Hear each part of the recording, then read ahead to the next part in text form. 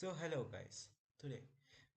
Today, me Nilotpal Ghosh, USN 1V23CS 114. Today's subject is DMS and subject code is BCS 405A. Fourth semester and program is of course computer science. And today I'm back with a new video. So let's get started. So today's topic is the program hole principle. Sorry, pigeonhole principle. Right. So what is pigeonhole principle?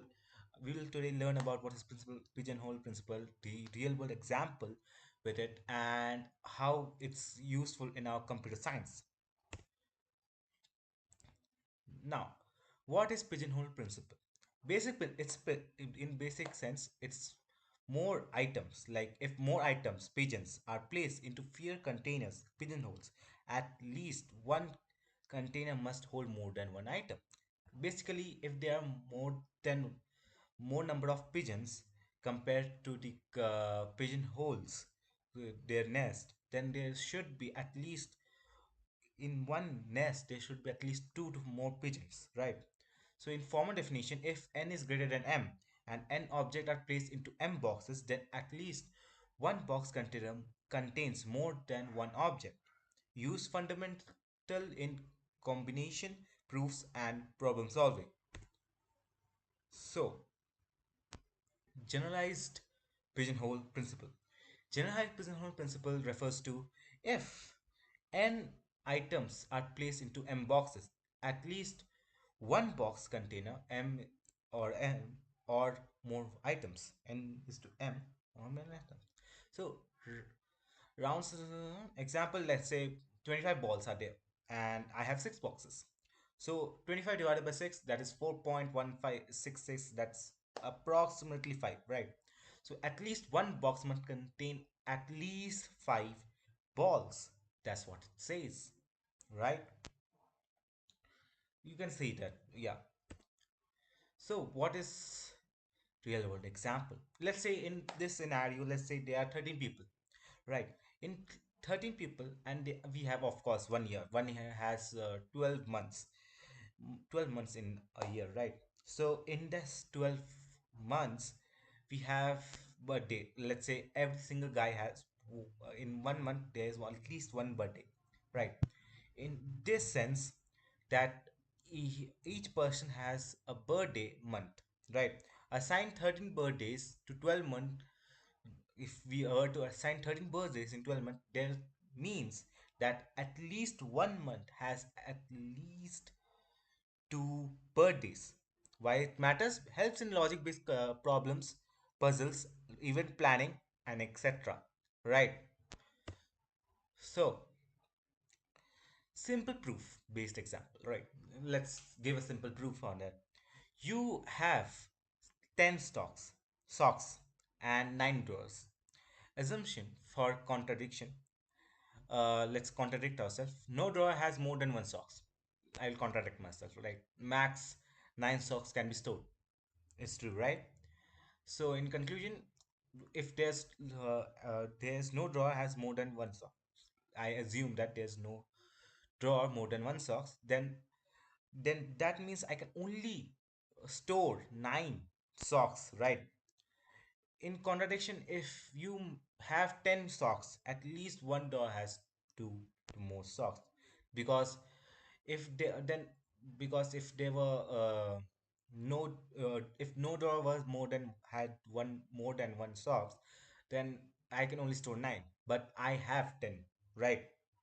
So because of that, in conclusion, pigeonhole principle is verified through contradiction. With this contradiction, I can prove that pigeonhole principle is true. Computer science application, right? So where in computer science does this come into picture, right? In computer science context, hashing. In hashing, we need pigeonhole principle.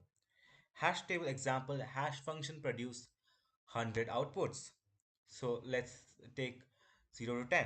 If we insert 101 keys in that, then pigeonhole principle guarantees a collision. Implication, perfect hashing possible when input is is greater than output. Used to explain collision, load balancing, and data distribution. Let's say, since it's hashing, let's say I have 100 boxes, right? In those 100 boxes, I have 101 items. I have to place I can only place one item in each box. That gives me one item as a reminder. Now I have to send it, right? So one box must be adjusted in such a way that it can contain two or two more items. That's what it says. That means that means there's a collision between two items, right?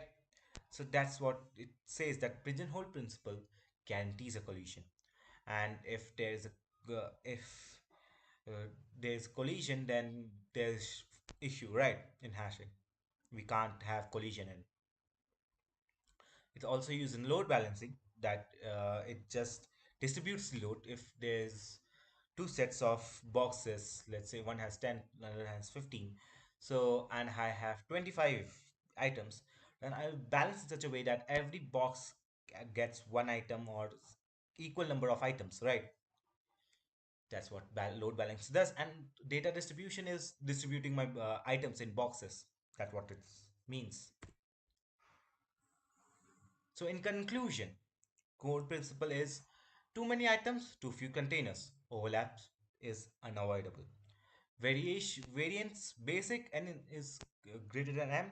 One box has two to more items. Generalized n items, m box. One box has n is to one, m items. Application in real life: scheduling, birthdays, computer science, hashing, memory storage, number theory, modular architect proofs. So real life scheduling is, I can't have, let's say I create a timetable for a college, right? In that, I can't have more, let's say a period is of 45 hours, 45 minutes, right? In this 45 minutes, I can't have two classes, right? I can only have one class in a certain single period, a subject, right? I can't have two subjects in a single period. That will cause a collision, that will cause problems for us. That's what it means. And birthdays refers to that, let's say I were to attend birthdays, like my friends are there, right? There's a friend, there's two friends who has birthday on the same day. So what can I do, right? I can't attend a single birthday. I can't be divided into, right? I can't attend both of them. So I have to choose one. That's basically what collision is, and that's why this is used in real life also. Computer science, I already told you about hashing. Then we have memory storage. Memory storage refers to that, similar to hashing, we can't have a block of memory have more than the limit of its item, right? More than its limit of data. If it goes more than data, then we have a issue. So we have to distribute that memory again. And number theory is basically modular arithmetic proofs, like some few proofs which is used to for modular arithmetics.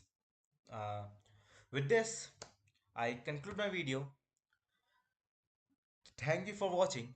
Have a nice day ahead.